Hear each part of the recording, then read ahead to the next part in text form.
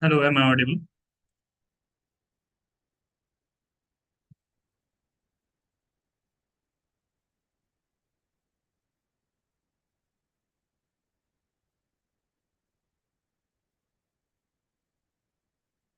Can you see my screen?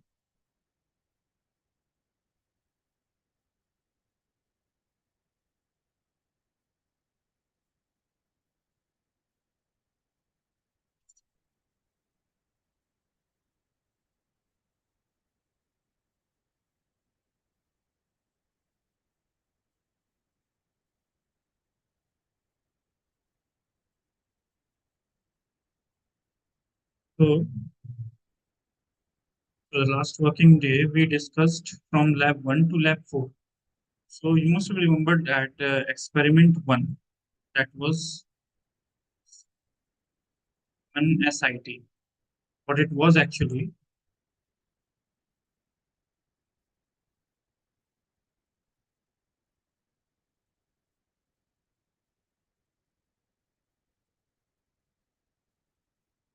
so this was the project to understand, taking taking account in a picture and understand what digit it is. So it takes a picture, and by understanding the patterns, it decides whether it is one, whether it is zero or one or two or till nine. So basically, understanding the digits from the image. So we used TensorFlow and Keras to uh, you know to design our model. We used sequential and dense layers to design our model. But now we are doing the same thing, but with a little bit of advanced algorithm, which is known as CNN. So convolution neural networks. So let's start this without further ado. Right now, I'm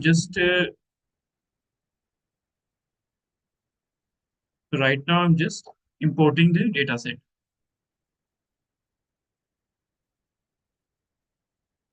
as we always do.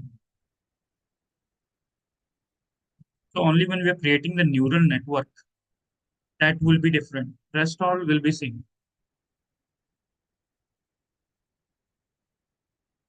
So here we are, what we are going to do here, we are going to put the data in X train and Y train, X test and Y test.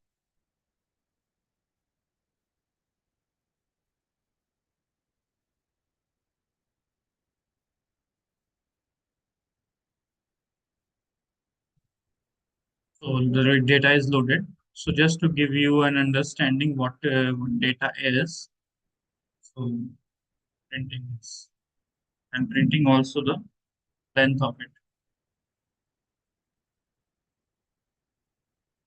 28 and 28 is the length. That means what we are dividing our data into 28 into 28. That is 784 pixels. So that is why it is saying, okay, there are 28, that let's say it's a uh, you know it's a double dimensional array.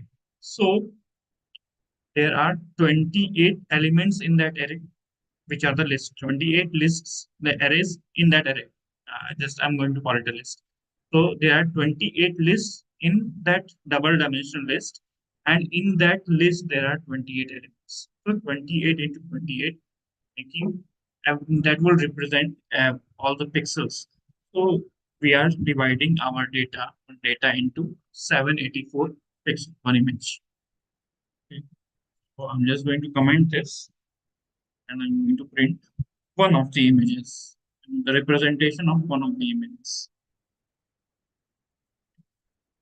So this is, you can see that this is 28, this is 28, and you can see this. Taking a pixel and based on what it is, what the brightness on the grayscale pattern, what it is, we are assigning it to a number. So we know that is, you know, zero is represented by, means it is black. And when I'm talking about 255 is almost white. Okay, so then when we are doing this, that means, okay, this is the shade of a particular spot. That means, say, this 2 means it is close to the black thing, and 253 means it is close to white.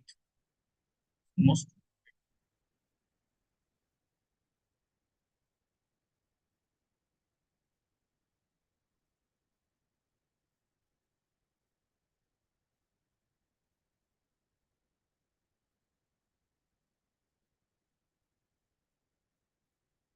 So now I'm going to normalize the pixel values between 0 and 1.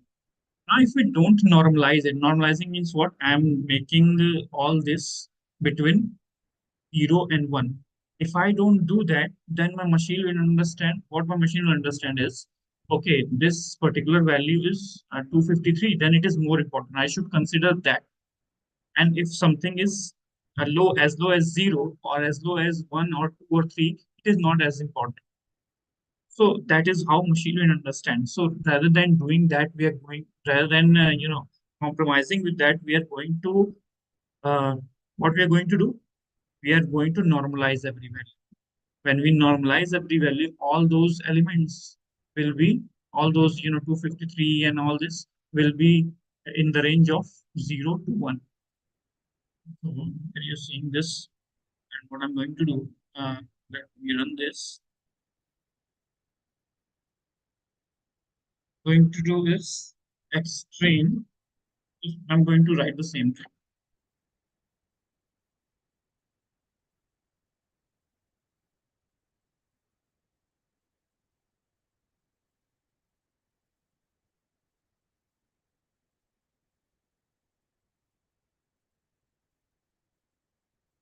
Now you can see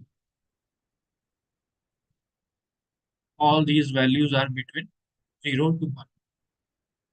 Okay. Some is 0.99. So all these have been scaled. So all those values are now from 0 to 1. They are being scaled. So what we did actually, we did nothing but divided everything by 250.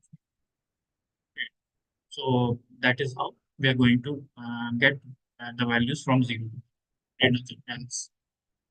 Each and element of this is divided by 250.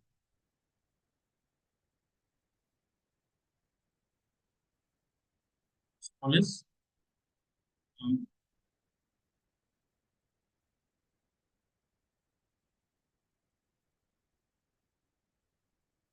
the same as it was before. Size doesn't change. Okay. So now we are going to import the NumPy.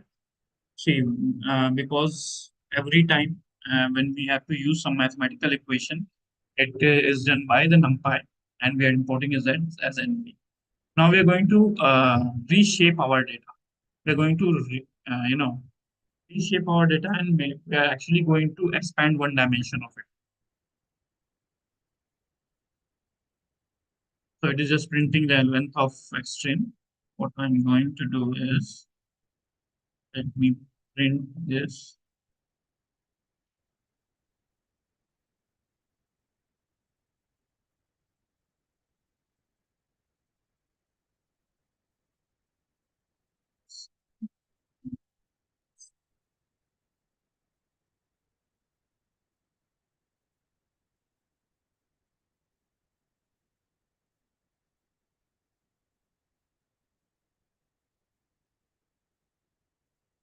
The dimension has been increased. That is why all that you would be seeing like this.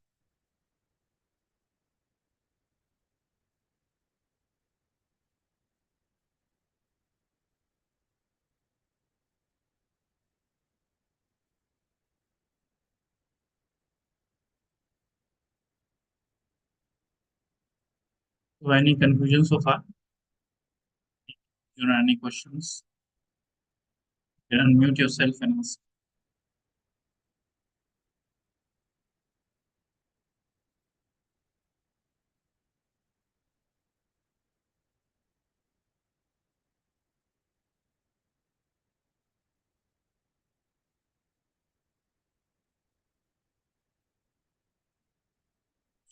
Here you can see what why do we actually reshape. So adding a channel dimension so that CNN can run properly.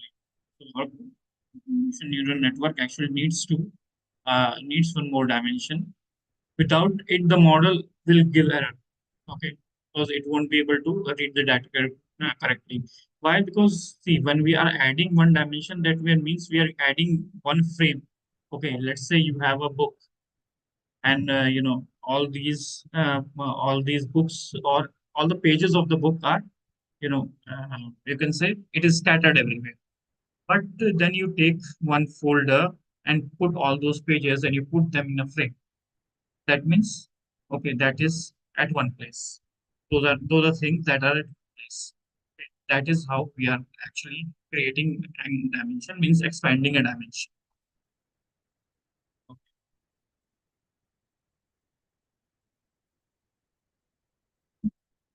we are going to import the sequential, and we are going to import convolution 2D, schooling 2D, flatten, dense, and dropout. Dense and dropout, you already know. Flatten also, I think you know, it is used to convert that 2D into 1D. So we flat those things when we have a 2D array, and we flatten them and make it into a push them and make it into a 1D array.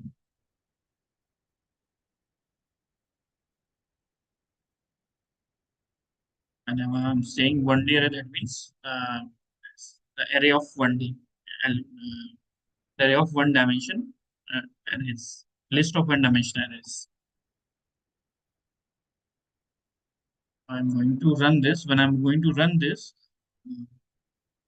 but on this step, as we discussed before, we are going to create an empty space for creating adding the layers of the neural network. It is created one space. Here I can actually create a neural network.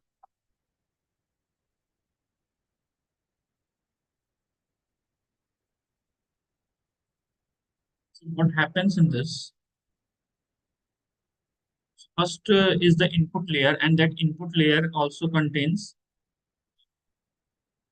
when I'm saying this line, that means it is representing both input layer and the first convolution layer. Okay. The input shape is equal to 28 in this. Okay. It is 28 by 28, 784 pixels. That is our input shape is. Okay. Yeah.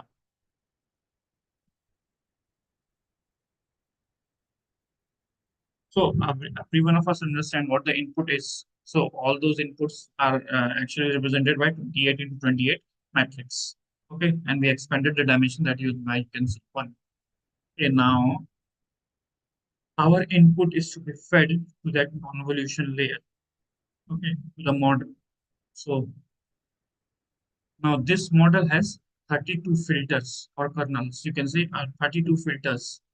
Okay. Each of size is 3 into 3 pixels. When I'm writing 3 into 3, that means let's consider that it is, let's say, there are 32 people and they are looking at the data with the binoculars of 3 by 3.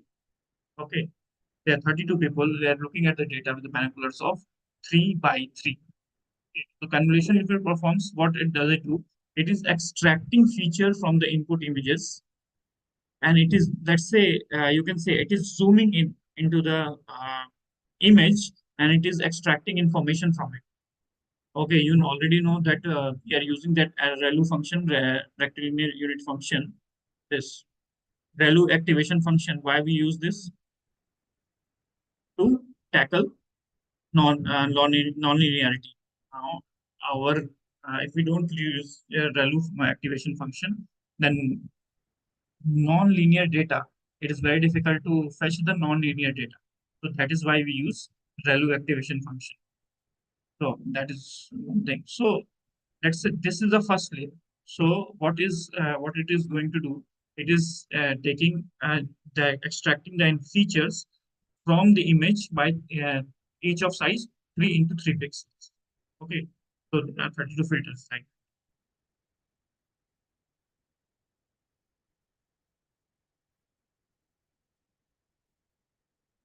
now, when we do this, after we are extracting the features, and we are creating an output. Okay? We are creating an output, and that we are feeding to this max pooling 2D layer. Okay, this is our max pooling 2D layer.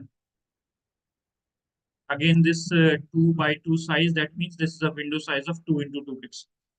Okay, so what does it do? What does this max pooling 2D layer does? So it is not doing nothing, but it is reducing that spatial dimension. Okay, it is downsampling that the dimension. Let's say in this whole 3 by this whole whatever features I've extracted, I want some important information and I want to discard the unimportant information. So that is what it is doing. It is taking one picture and it is downsizing it, not downsizing it, downsampling it, and it's just taking the important features. Okay. And then it will also create an output, which will be input for the next layer. That is how our neural networks works. One layer is taking an input and it is creating an output for the next layer. And for the next layer, that output will be the input.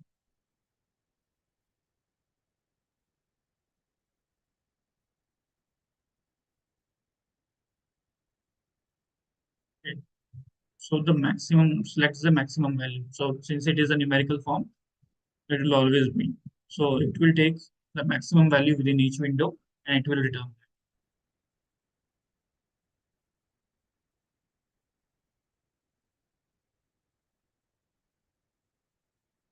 So let's say we don't do that, there could be a lot of computational load on our network. Okay. And since we want to make it efficient, that is why we are using this max pooling 2D layers for dimensionality reduction. Okay. So now again, we have this. Now again, we have this output, and that will be an input for the next convolution layer. Okay. Now, which has 64 people, you can say 64 people or 64 kernels, you can say, and all having that window of 3 into 3. Again, the activation function of it. Everyone has this activation function because every time we are going to tackle, we are going to read the non-linear data. Okay? And as and it will happen again. Okay, now this convolution function, I'm activating this convolution function, and again I'm focusing in and extracting some output.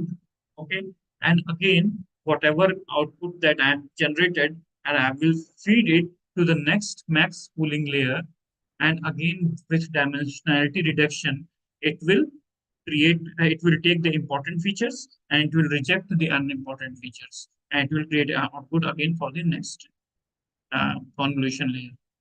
So why am I doing it again and again? The problem is that, see, to make it more efficient,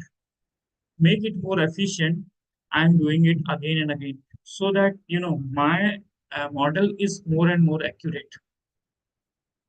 The more uh, layers I'm going to add, there are chances that it is, since it is a complex neural network, there are chances that our accuracy increases.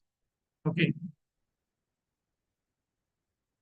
now this is the last convolution layer, and after that, I'm going to flatten it.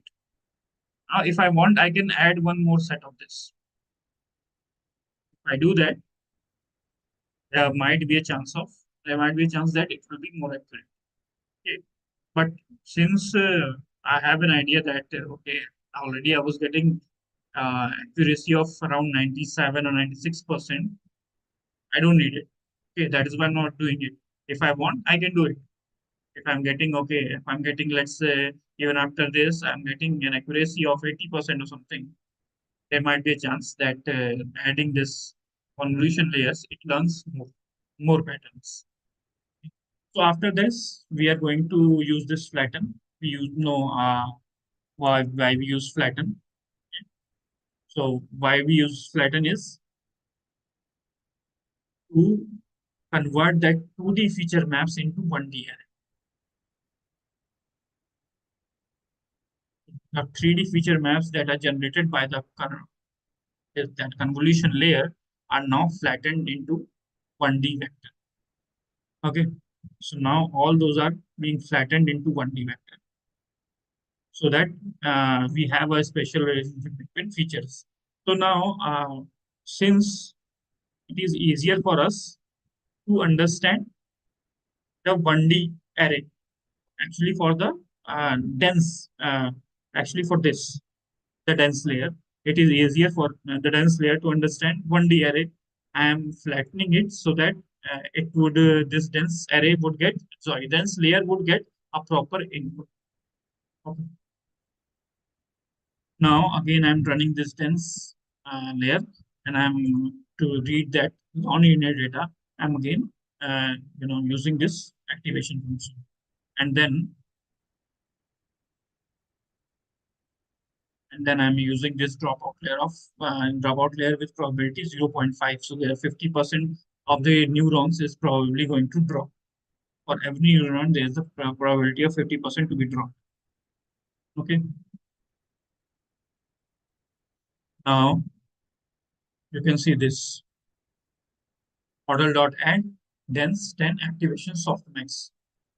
Dense 10 means there will be 10 outputs. Okay.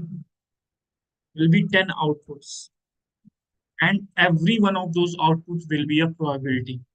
So let's say first output is 0.01. So that means there is 1% chance, that 1% probability, that is the given image is 0. Let's say second, the probability is 0.5. Sorry, no, 0.8. So that means there is a 80% probability that this image is 2. So that is how we are calculating. So the greatest probability will decide that what that image particularly is. So that is where our activation softmax function is used. So this is our neural network. So this is where we have built the neural network. We have not actually trained our data yet. Okay. We have just built our neural network right now. So we have built our model, and then we have created our model. Okay. Now I'm going to compile our model. As I said that, okay, uh, let's say, as I previously explained also, for, actually training yourself in a gym, you'll have to prepare the gym, right? You have prepared, uh, you know, you have prepared all the equipments and everything. You have seen the place and, prepared all the equipments, what equipments you will do. Now you can say, okay, what, who will tell me about my loss? Means who will tell me if I'm doing something wrong? The trainer will tell you that, right? The trainer will tell you that, and who will correct you? The trainer will correct you. Okay, and let's say there are three people. There are three trainers. Let's say one tells you what mistake you are doing. Okay, that is your loss function.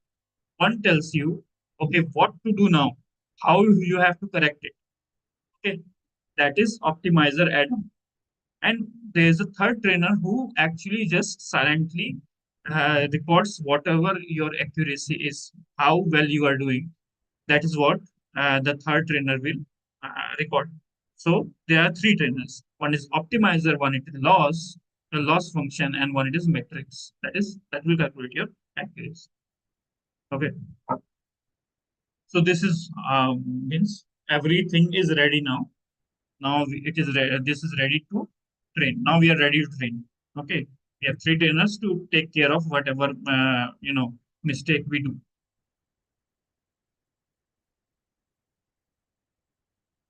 By using this sparse, categorical cross entropy.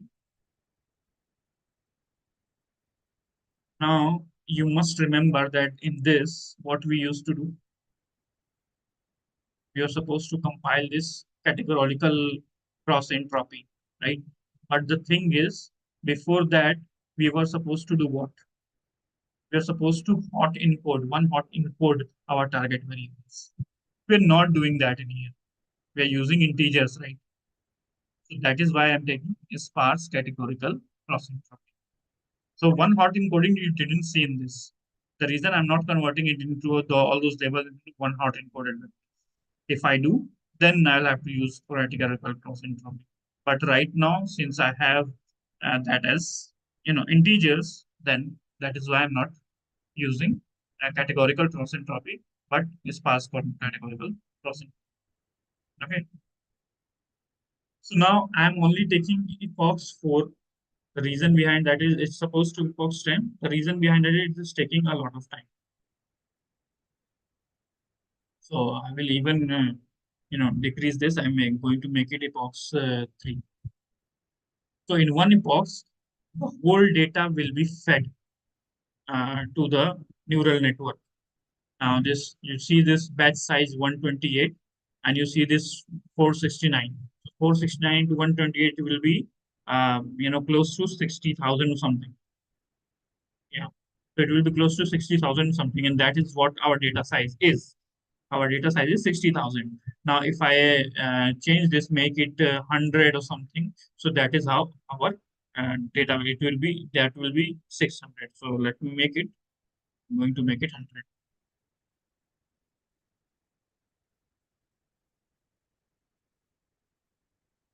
Now you see that there are 600 batches of each size as 100.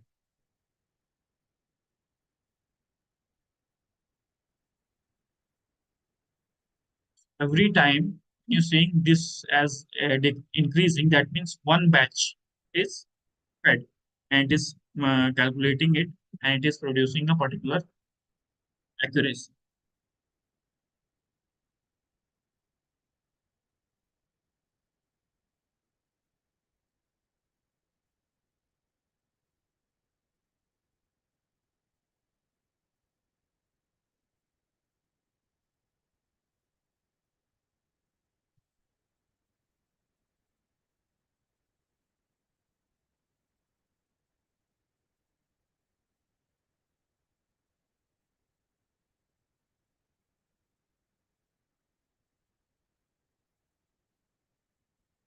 This you see it almost took 1 minute. We have a large data size, and if we take a box like 10 or 20, even it will take a lot of. That is why machine learning algorithms, when if we are going to deal with real data, then it will take a time to train. For your neural network, it will take time to train because when you need more and more accuracy, that means you need to actually produce uh, you know, an efficient algorithm. So for testing that algorithm, for training that algorithm, your model, you will need time. You will need to, you might be able to train it in 10 epochs. You might have to run like epochs sometimes. Okay.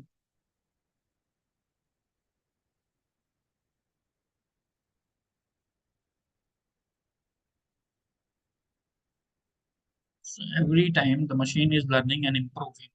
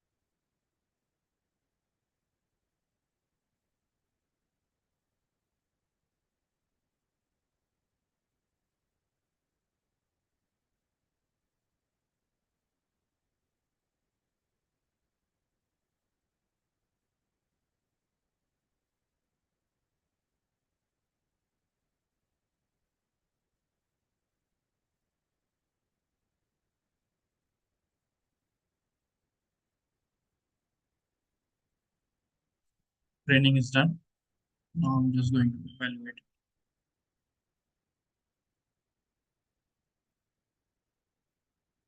This is our accuracy. So just in three epochs, we are getting accuracy better than what we got here. I think we got like 96.92, and we are getting, and we ran 10 epochs. We are actually running only, like, yeah, we are actually running three epochs and we're getting a better accuracy. And even if I run like five epochs, it will give me 99% accuracy. And this, we are talking about a very simple project. When we are making a, doing the same thing on a, little bit of a complex project, then you will see the difference between between that, what we did in MSI and MNSIT, MNIST, means this, which we took only dense layers. And here we took convolution layers. Convolution neural network. All right. So let's move to experiment 7.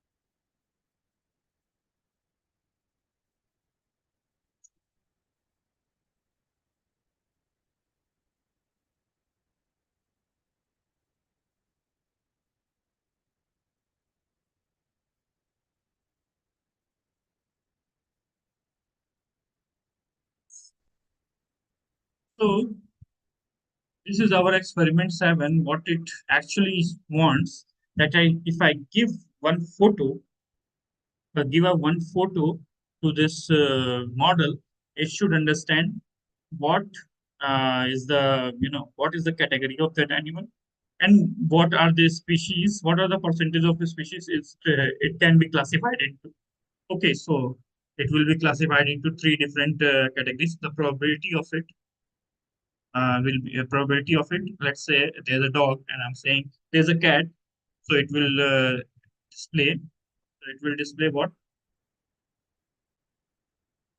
the category of cat it might belong. So tabby, species of cat actually, tabby, tiger, cat. How much it belongs? How much percentage it belongs to each of these systems based on the picture. We might not be familiar with the type of cats, but we know the breeds of dog, right? So we'll take that also, and we'll take later. We're going to take the dog pictures also. So let's do one thing. Let's see what libraries we are actually importing. So from keras.application.vg VGG16, we are importing this VGG16. So what is this VGG16? This is actually a pre-trained convolution neural network. So whatever we did, okay. So we had how many layers in this, and this was also actually scanning that was also scanning image, and this was also in scan an image. So we had 4, 3, 7 to 9 layers. We had 9 layers, okay, and this has 16 layers, okay, because, and it is called very deep convolution network. So it has, it is designed to read your image, whatever data you will going to give, very deeply. Okay, very deeply means what? Every time it is going to focus, it is going to using that max pool, it is going to reject the unimportant features and it create a new input. Again, it will do the same thing. So it is having 13 convolution layers. Every time it is going to zoom in and get, okay, what is the data, okay, how it could be different from other very specific. So now this is pre-trained. We don't need to train our data. I'm sorry, our sorry. So we don't need to like create our neural network. We already have this neural network here, which is 16. We don't need to train in a particular. We just have to predict. We don't need to train it. So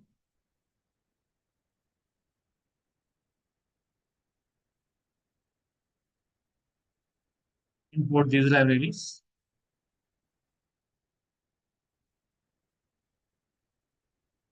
This model that you were seeing that we were actually creating and training, this is what it is. So here I'm just doing nothing but loading the model, loading the pre-trained model.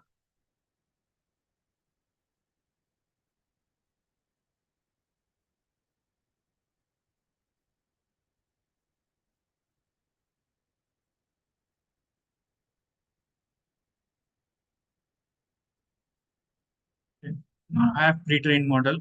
Now what I need to do is image path is equal to dog3.jpg. So I have actually saved some pictures. So what I will do is upload that in Colab.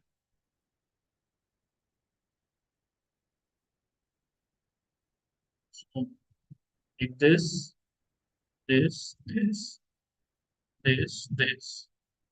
and also this.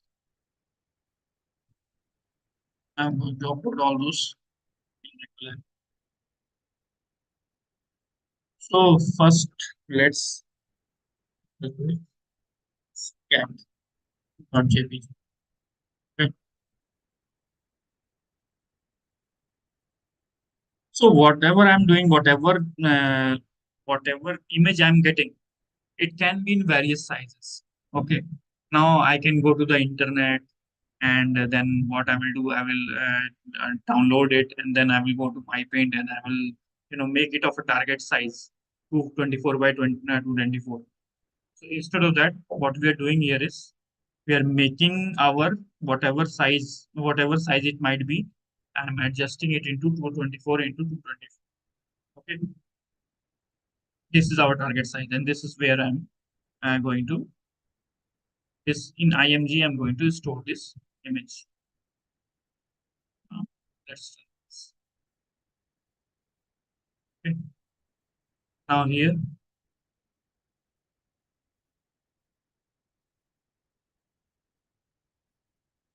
so we have a image again. Okay, but we know that the computer understands what? Computer understands the numbers. Image is just pixels. So we are going to convert it into array.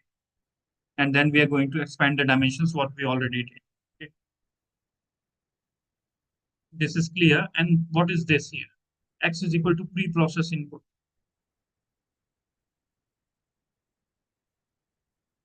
So these are the some pre-processing steps that are already actually from this VG6. We are actually taking this pre-process input and decode predictions. The reason behind it, when the designer actually designed this convolution neural network, he might have given some dimensions. Okay, he might have given some dimensions. He might have given some specifications. So I'm using that method that he created to pre-process my image into that format. Okay, so now that format, that method is already there in that class, in that VG16 model. I'm just importing that method, and I'm using that to adjust my image according to this, the uh, CNN model that I'm importing. Okay. After I'm doing this, now my X, that is input, is ready for predicting it. So now my input is in the format of whatever this VG16 model needs to predict. Okay, when that is in that particular format which we need, I can just use this spreads is equal to model dot predict. The class of the image has been fed.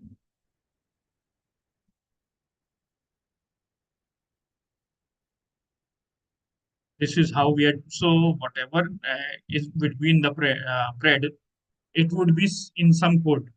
Okay, so the designer has actually given method decode predictions. So whatever format it might be, it will go and it will, it will actually, when I'm using this spread classes and I'm saying, okay, decode prediction, it and prediction top three and whatever top three. If I'm saying, okay, let's say top four, it is going to return that to me. Now I'm running a loop and I'm going to print this. Tabby 32.59%. Tiger cat this, this. These are the categories. You can say that our whatever photo that I actually gave, whatever photo that I actually gave, this could be the cat could belong to these categories. So 32% of it, what is actually whatever design he has made. So it is not made design as a binary that okay whether it is a cat or it is a dog. It is actually taken a species of cats and dogs, and the designer has made it in such a way that we will know that okay there is an absolute design of tabby cat or a tiger cat. What is it actually, how much that image actually resembles to that particular absoluteness. So we can say that okay, if we are comparing to tiger cat, 28% of this feature, so 29% of this feature, the image features is similar to the tiger cat absolute feature. Let me show you those pictures. So this is our cat.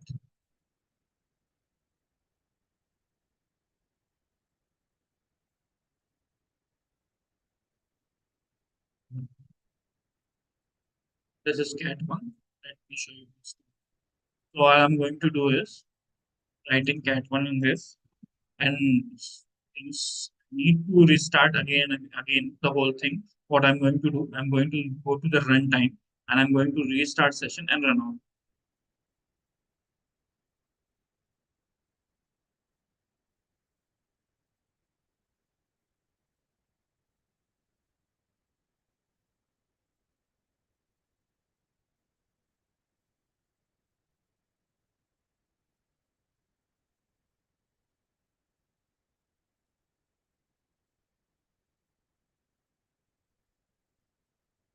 I'm just saying, okay, Tiger Cat 57%, tab me this and this.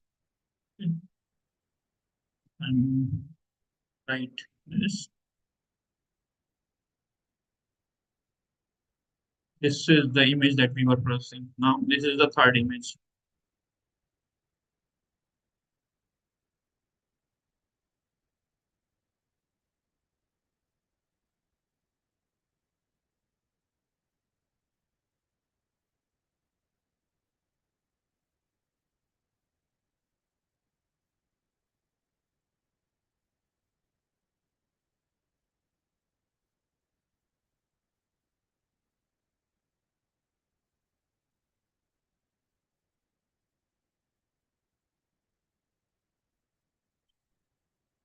Now what I will do, we'll write this dog one.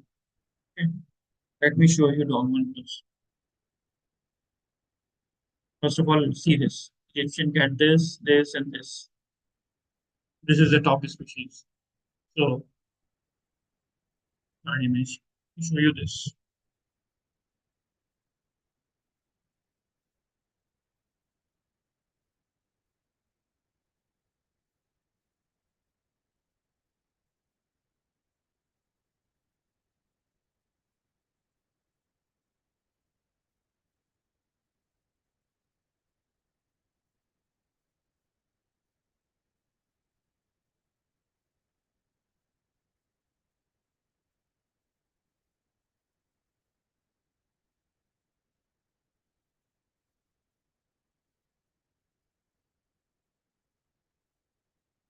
And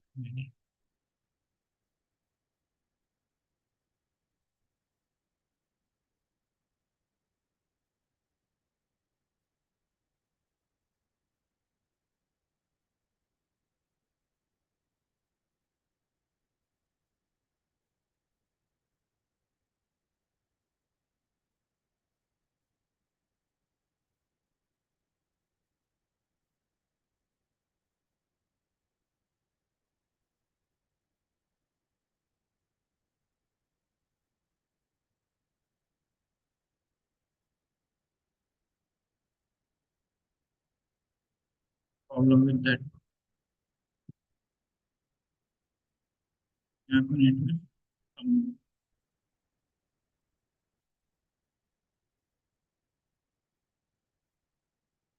this so everyone knows that this is our German Shepherd. So let me see our PG16 is able to detect that or not. What we'll do, we start session.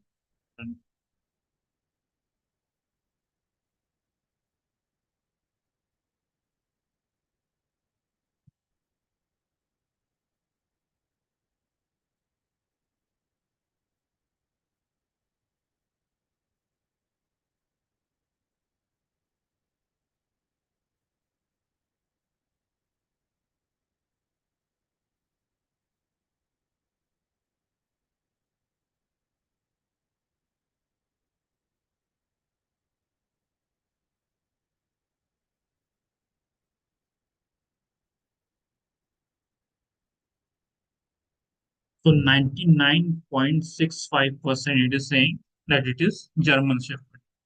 Okay, so you can see that our algorithm is working perfectly. This is what the expectation is. Right. If you want to see about this, talk to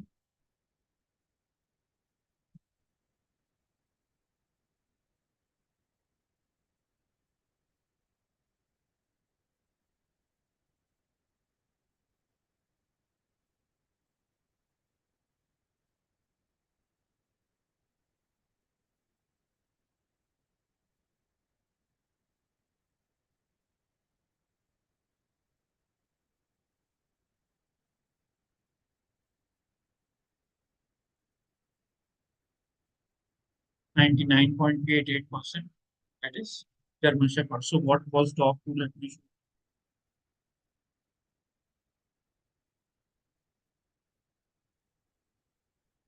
you now. You can see that images, there's a quite a difference between the size of previous image and this image. But since we are resizing and we are actually adjusting all that,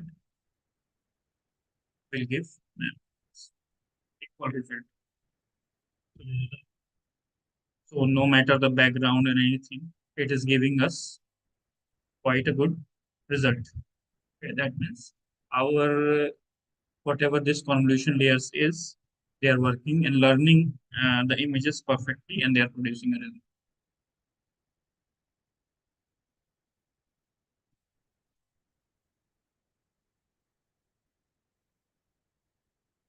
That will be our experiment 7. That will conclude experiment 7. Are there any questions?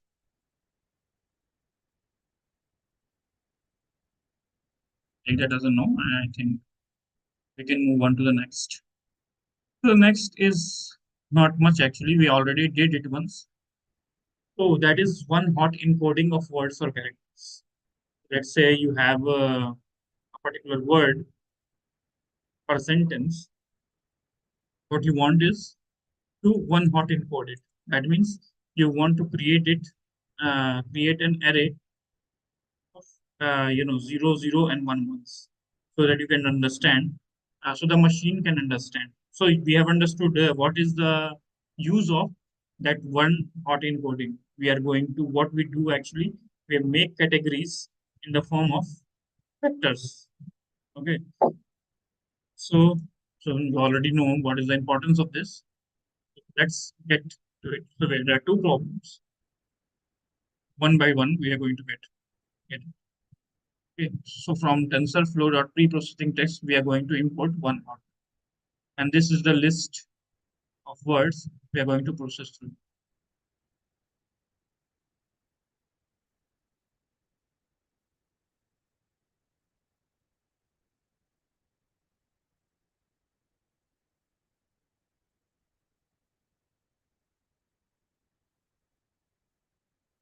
So now that we have imported, you are seeing that, okay, why am I writing vocab is equal to set words now? The reason behind that is I want only unique words. I don't want repetition. So let me print this, make it clear to you. Print vocab. Python, we use this set to actually get the unique elements of the list. Okay. This is a set. Um, I did this. That means I'm getting apple, cherry, and banana. Apple, cherry, and banana. These are the unique words. Now it is saying, okay, assign a unique integer to each word in the vocabulary. So it is doing nothing, but for every word, it is going to assign a integer. So let me print this and show you what. So this is a list data type.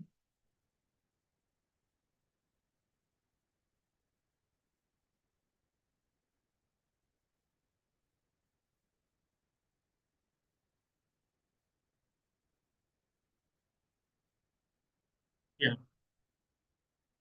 So apple 0, cherry 1, banana 2. It is assigning as indexes.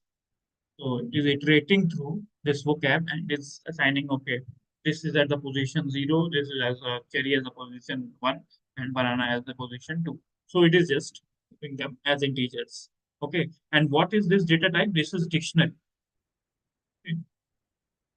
So you can do it in a different way also. Like you can initialize a dictionary, okay, and then you can run a loop like for I in cap, you can say for I in range,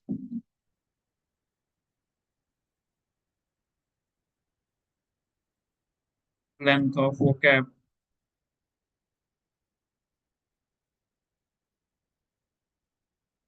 then d of that cab of I is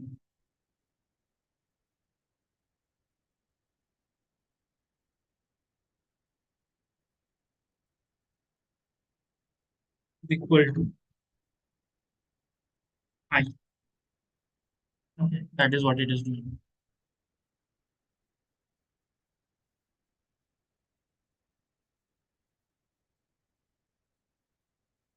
Right? Okay,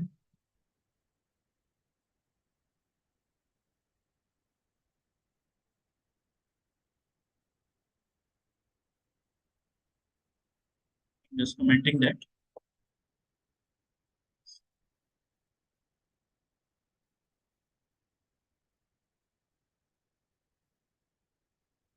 Make it a list. So it is actually using enumerate.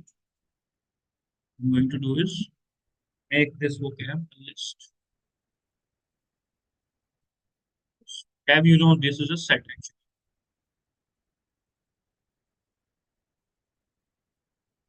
The same thing here.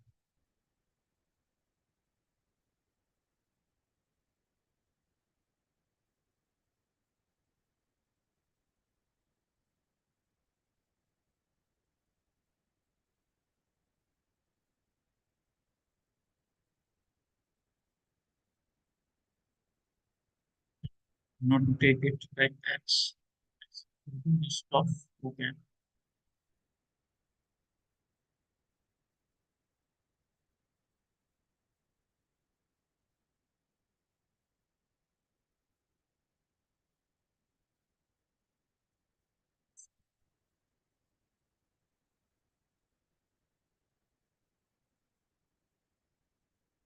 So that is what we actually were looking for. I'm going to remove this and change this also other.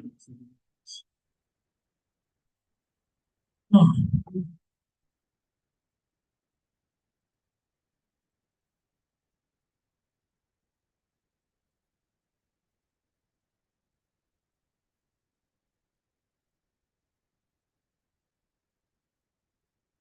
no, same thing. Now what I'm doing here is converting the list of word to a list of integers using the vocabulary. What it is doing, word to entity of word, forwarding words. So it is just creating a list of integers. Whatever result it will create 0, 1, 2. So this is how our whatever word list of words now created into list of integers. And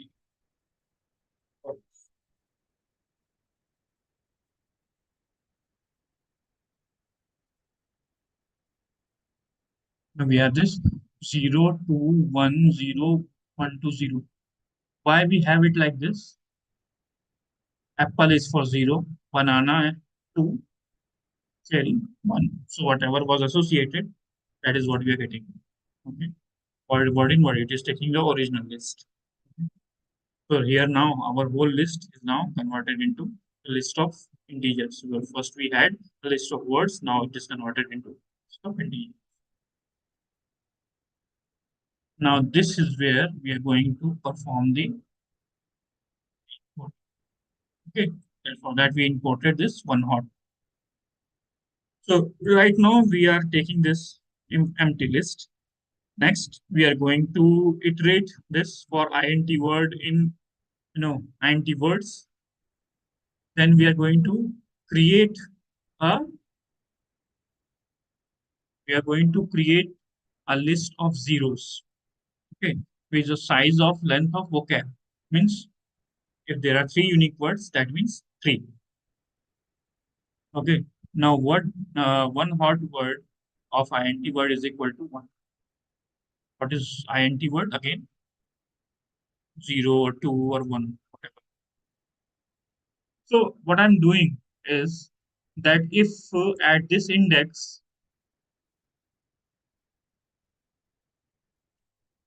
if at this index I'm getting zero, then I will say that one out of word of zero is one. Okay, let me show you what is actually happening. Print one hot.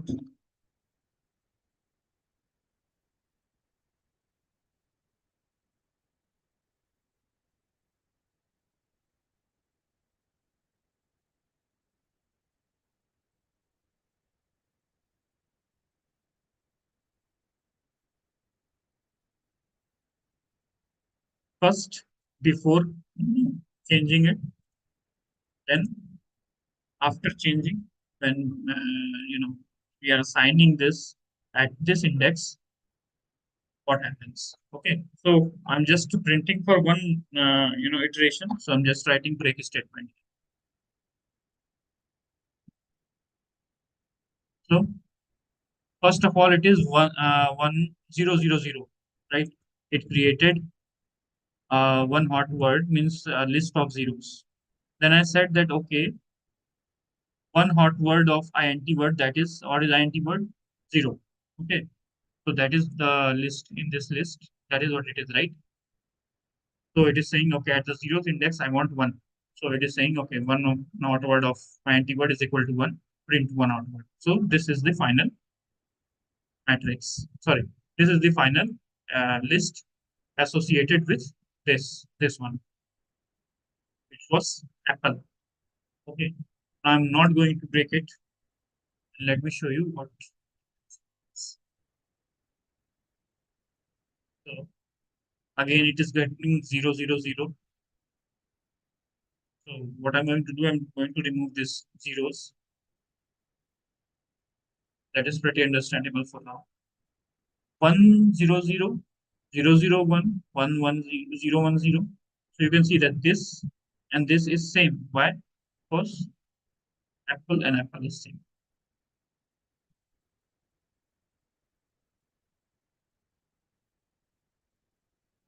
Apple, apple. This category 0 0 1 totally here. So you can see now whatever we had, we have converted that into one hot encoded.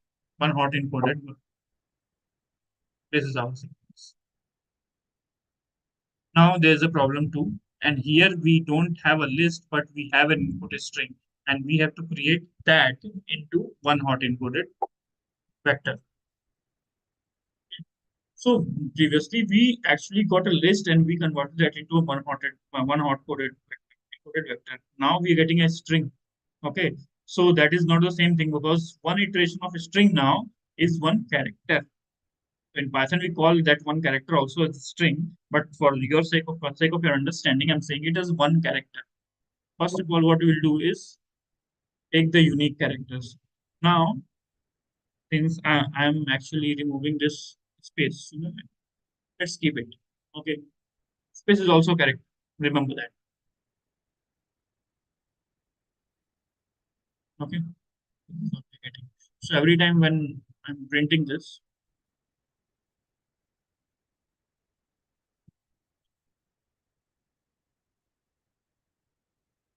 again I'm doing the same thing, assigning a unique integer to each and every character. What we used to do. And again I'm taking all those and I am putting that inside this in a list of those integers. So 61554. Okay, so all those I'm getting.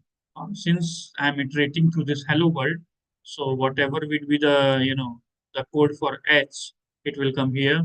Whatever will be the code for E, since it's the dictionary, right? Whatever the association it has, that is what it is actually going to append that to that string. Sorry, append that to the list. Here we are just using list comprehension and putting that. We can do that, by using this for loop. Sorry, using this empty list and then appending to it. The same thing will happen.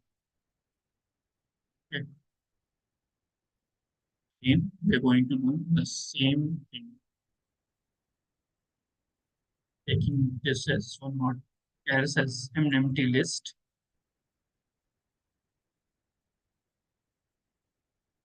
And let me print it again.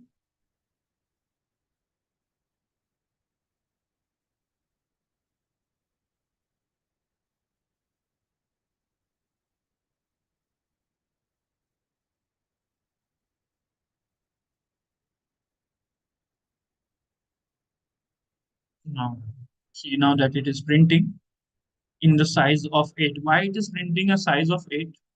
This is not size of 8. So the reason it is printing size of 8 because there are 8 unique elements. Okay, this data structure is a string. There are 8 unique characters. So keep that in mind that in one hot encoding, we will always do what? We'll always create a vector of number of the size will be of the vector will always be the length of you know the number of unique characters if we are doing a string, and the number of unique elements if we are doing a list. Okay, so this is the hot encoded vector for one character, and so on, and this is the whole the list of hot encoded vectors for the whole string. That's it. This we don't need. That will conclude our lab 8, experiment 8. Let's move on to experiment 9.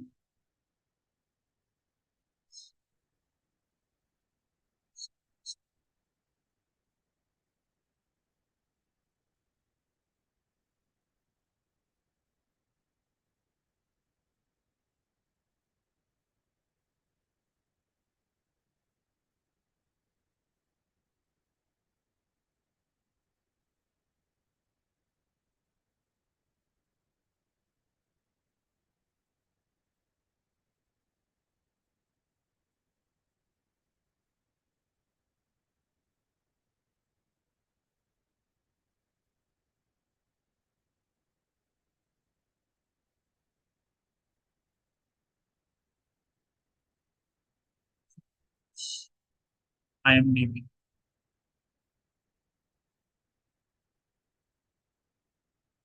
So yesterday's second experiment, which was IMDb, we had a problem. We were actually able to get only 50% accuracy, if you remember correctly.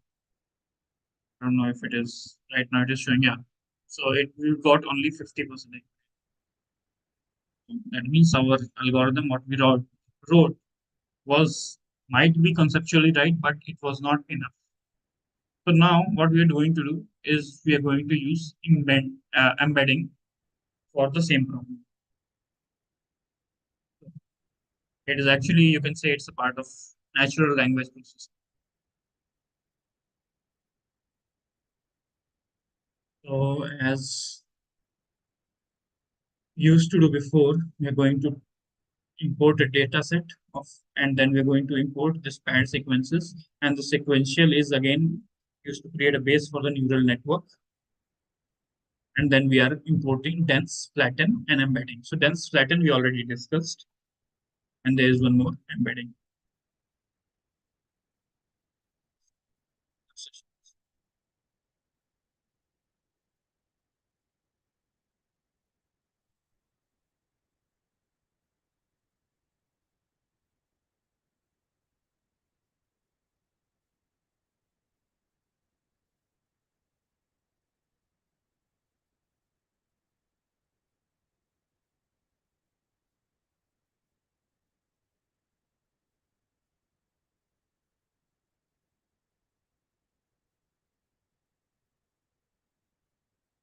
So this is really important.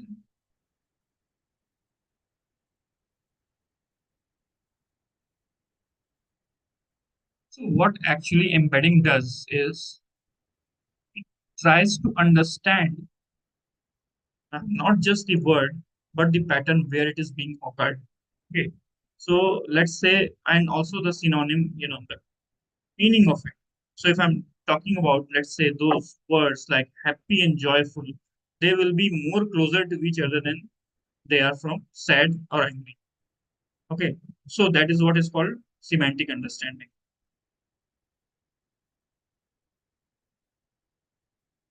That is what is called semantic understanding. So the reason that we are using this embedding is obviously to improve the understanding of our model. Okay? So dense model are not enough. We're using this embedding to improve the understanding of our model. So here we are just taking a vocab size of 5,000 and max length of 100. Max length means our all reviews are to be to the maximum length of 100. Maximum length, it will be length of 100 itself. Explain to you how that is. Okay, so we did declare this, and then we are going to load the IMDb data set as we used to do every time. Every time we are going to import the data, we have to load it, and it is already divided in the training and tested. You can see that, okay, this is what it is. So I'm just printing for your understanding. Let me put that to screen two. I'm just printing the first.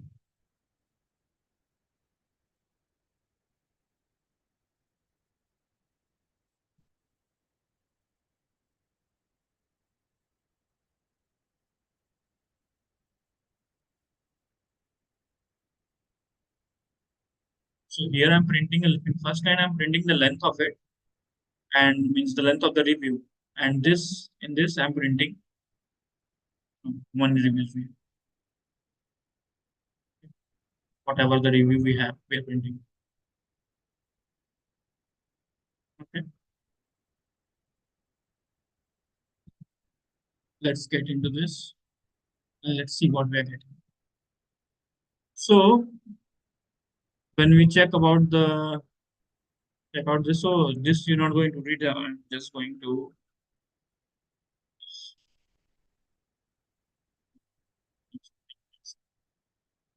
So the X test, the first element of X test means the first review in the X test is of size 68, and the first review in the X train data is of size 218.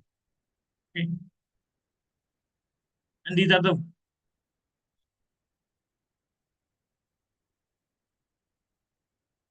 now what I'm going to do, pad the sequences so ensure they all have the same length.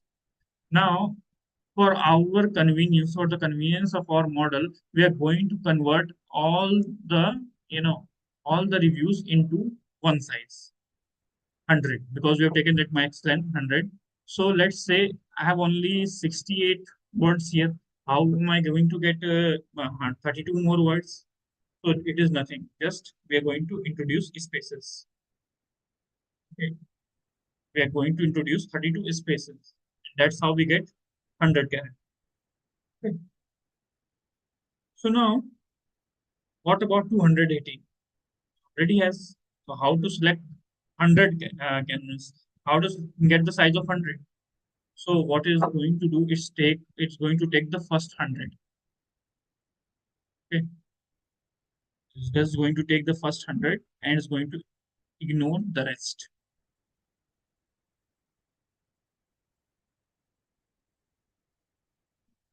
I did before. I'm going to do it again.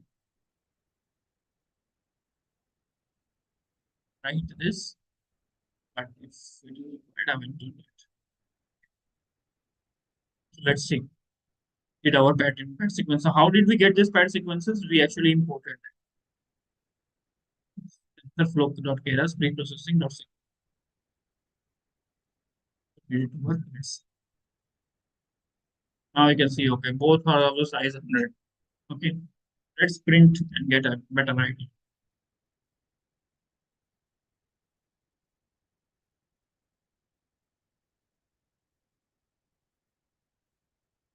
Yeah.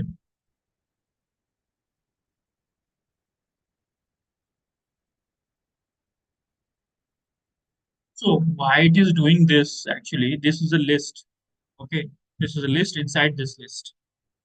Don't get yourself confused. Okay, this is the size of it. This is a nested list which contains only one list. That is why it is showing. Okay, this it is showing like this. When I'm saying one of zero, that means it is going to take first one. If I write one of one, it is of one, then it is going to show me index error. Okay, I will show you this. Next one. Now you can see that in the test function, what happened? Sorry, in the test data, the first line of the test data, test review, with the size of that was 68, right? So we needed 32 spaces. Okay, 5, 5, 2,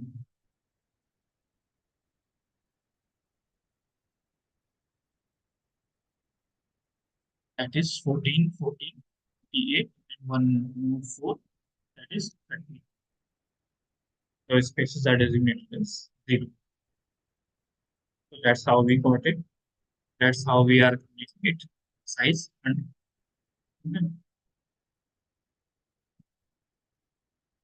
yeah, it is saying the same thing. If it is longer, it chops off some words from the end. Okay.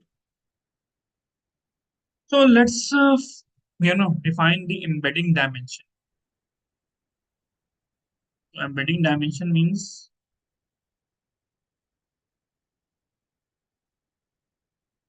this embedding layer is going to provide an output with a particular dimension. That means if I, let's make it one. I make it one. That means every word will be treated as the size of, the vector of size one. Okay, so it will be 0, 1, or whatever it might be.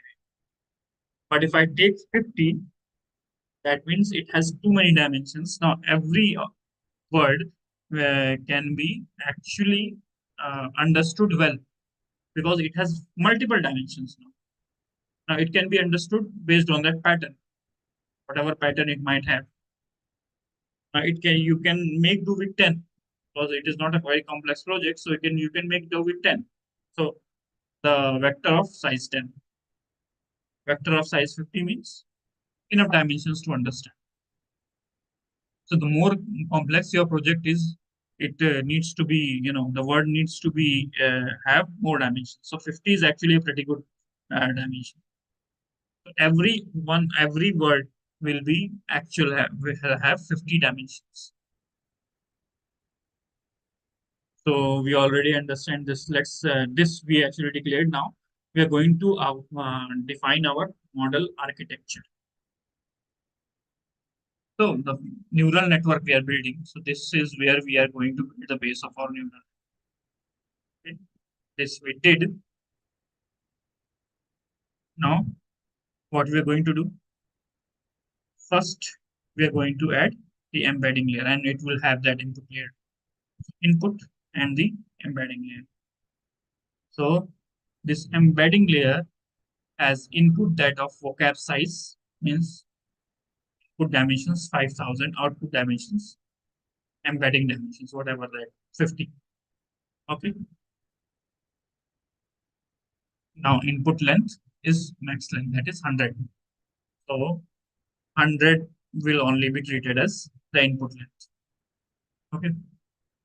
After we go through this embedding, we are going to flatten it into 1D vectors. Okay. And then we are going to get this dense layer and perform that sigmoid function to actually compute the probability. So why we're taking only units 1? Because that is what we need. So we'll create, we'll get uh, one output, and we'll get in that the probability of that being, whether it is closer to 0 or closer to 1. So let's say if it is 0.19, I can say that it is closer to 1, that means it is positive. If it is zero point 0.2, that means it is closer to 0, that means it is negative. That's what it is. So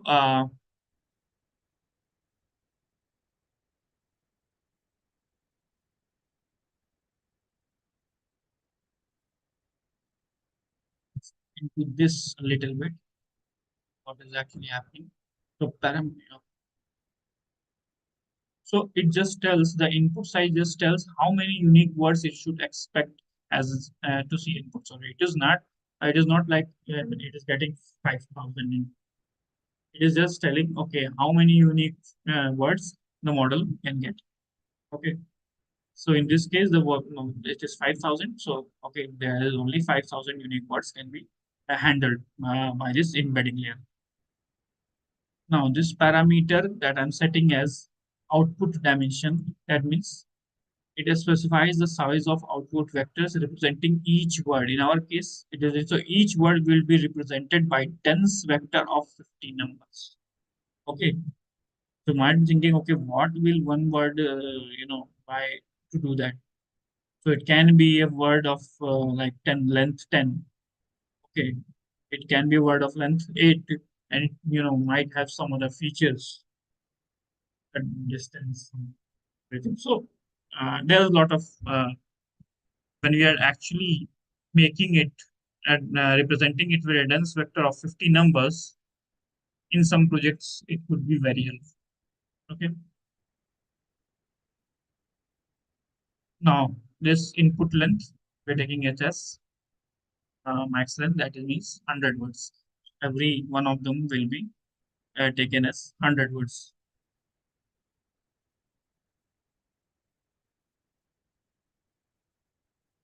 So what it does, this layer will take as input sequences of integers representing words, and it will give the output of dense vectors of size 50 for each word. So now if there were 100 words, then always there will be 100 words. Okay, so let's say there are 100 words, it will give me vectors of, uh, you know, 100 words, with each word representing, each word actually converting it into the size of 50 dimension, dense vector of 50. Okay, dense vector of 50 numbers. Okay, that is how every word is being computed in this embedding layer. So this layer actually, this layer actually plays a very important role in this whole project. When we compare that to, experiment two,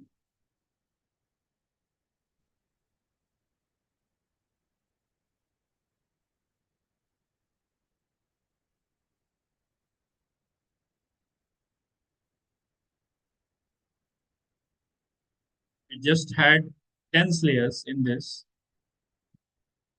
Okay, and we had that activation function, but it is just learning words. Okay, it is dropping out and it is just applying that activation function. Sometimes that's not enough. Okay, when we're learning, we're dealing with words. That is not enough. That is why we're using this embedding.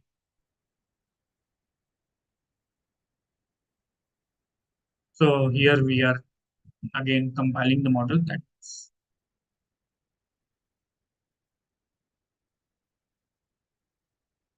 to actually train this. I've defined the model architecture. Like 11. And this is where we train the model. I've just taken 3 epochs just to save time. I've taken the batch size of 32. That is why it is taking 782 iterations.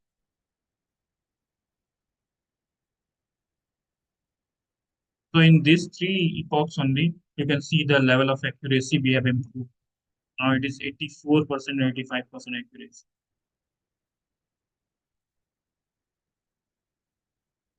We're getting 84.6% accuracy compared to this 50%, all because of this embedding.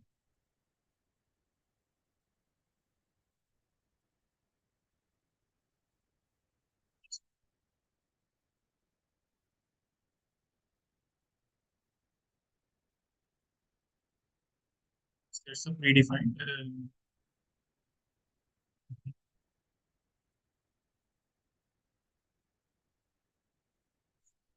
Then, apart from semantic understanding,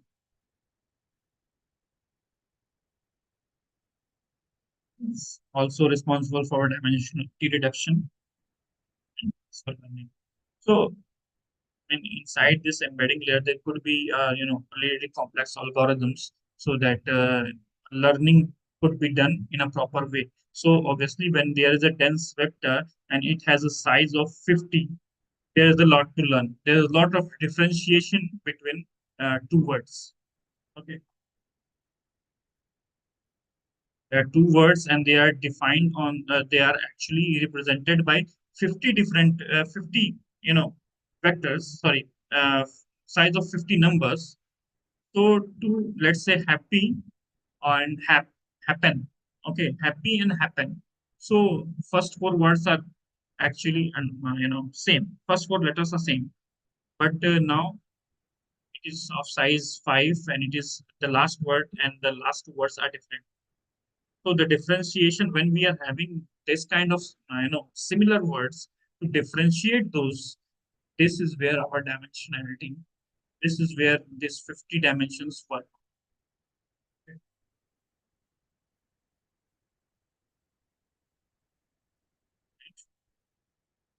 We are done with this. Just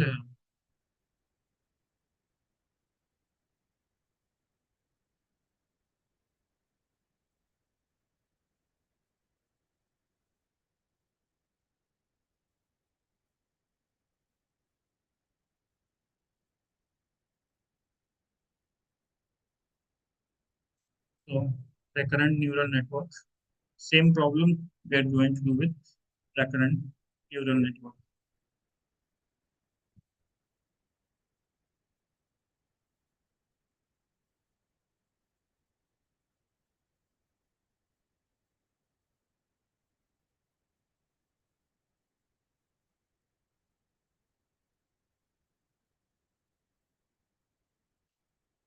I'm going to take a little break of 5 minutes.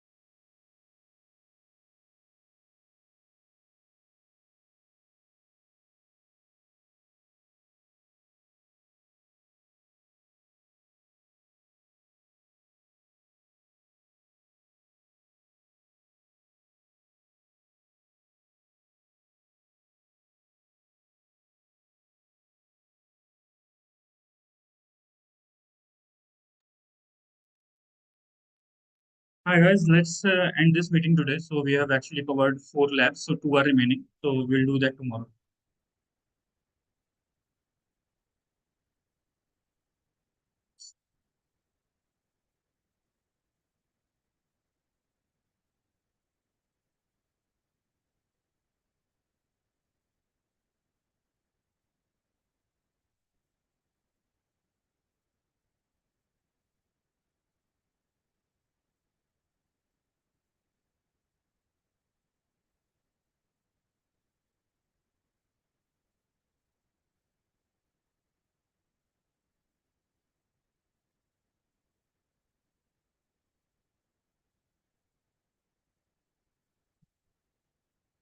Very much.